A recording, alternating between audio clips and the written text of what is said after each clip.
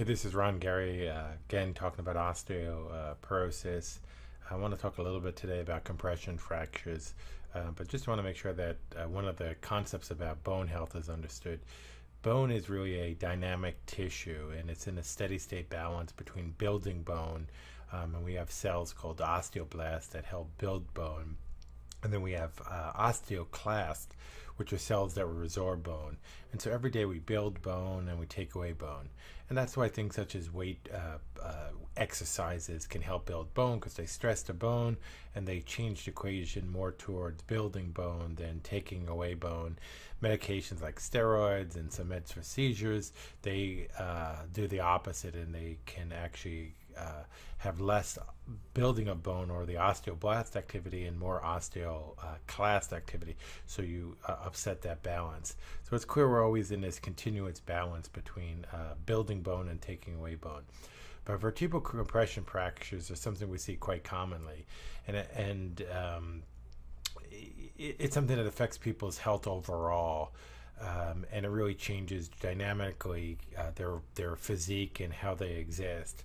But you see from this graphic representation about the bone turnover, so we get strength from bone both from the minerals, which we tend to think of as calcium, but obviously it's other minerals as well, and then the structure of the bones, and this is what gives rise to the strength.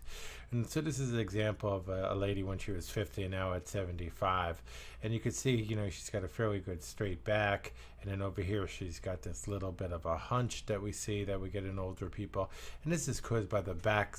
They start to break, which then causes the spine to go a little bit forward.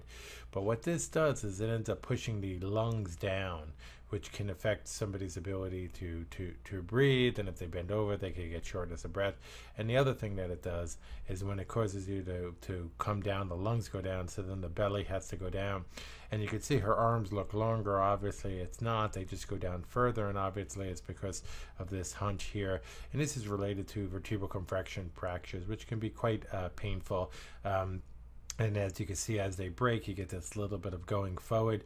The other thing that's interesting about this is it causes the head to start to put down.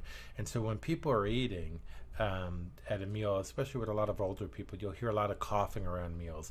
And so what happens is the posture kind of pushes them forward, and then when they're being social, that puts them back, and this opens up the airway and makes it more likely for food to go into the lung versus going into the GI tract. In medicine, when we put a tube into the stomach, we put the chin to the chest, and it kind of forces it in the stomach.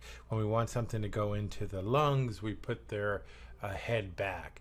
And so when you're kyphotic like this and you're bending over and then you put your head back talking to your friends, you could see how you're in the position for us to put something into your lungs, what we call intubation. So you can see with a vertebral compression fracture, this is the normal height of a vertebra. This is the disc in between it. And what happens is you get this wedge shape, and this tends to be stronger, so it breaks here at the front, which is why the spine goes forward. And it's very painful. They have pain for 6 to 8 weeks. Usually requires strong pain medicines to control their pain, and then usually after that, like most bones, it tends to become a little bit more of a stable situation.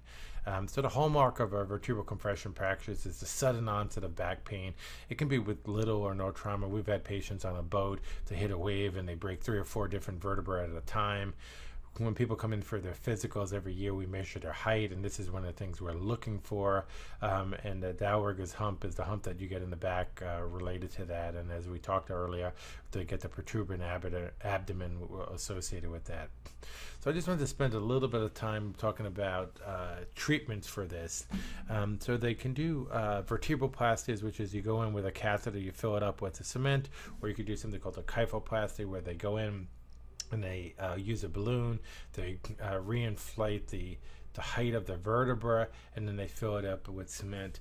There's been fairly good research done on this, that this really does not offer anything with regard to the patients. And this was a procedure that I sent most of my patients to who had compression fractures, and now I haven't sent somebody for probably 5 or 6 years. I think the evidence is that it probably doesn't offer very much.